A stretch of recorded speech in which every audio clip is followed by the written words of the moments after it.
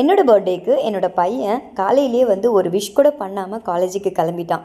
ஆனால் ஒரு விதத்தில் எனக்கு வந்து அது கஷ்டமாக இருந்தாலும், ஆனால் வந்து உண்மையாகவே நான் எதிர்பார்க்காத ஒரு விஷயம் நடந்தது. அன்னைக்கு வந்து பார்த்திங்கன்னா, என்னோடய அம்மா வீட்டில் போயிட்டு அவன் வாய் வலிக்க கிட்டத்தட்ட எப்படி பார்த்தாலும் ஒரு 60 பலூன், கிட்டத்தட்ட பெரிய பெரிய பலூனு, அதை வந்து அவன் கஷ்டப்பட்டு அவன் எனர்ஜி வேஸ்ட் பண்ணி சாப்பிடாம கொள்ளாமல் அவன் டைம் வேஸ்ட் பண்ணி அவன் அதை அவ்வளோ கஷ்டப்பட்டு சூப்பராக அந்த இடத்த டெக்கரேஷன் பண்ணி என்னை திடீர்னு ஃபோன் பண்ணி என்னை வர வச்சு கடைசியில் என்னோடய அக்கா ஃபேமிலி, அம்மா அப்பா எல்லார் முன்னாடியும் எனக்கு கேக் கட் பண்ணி அவ்வளோ சர்ப்ரைஸ் பண்ணான்.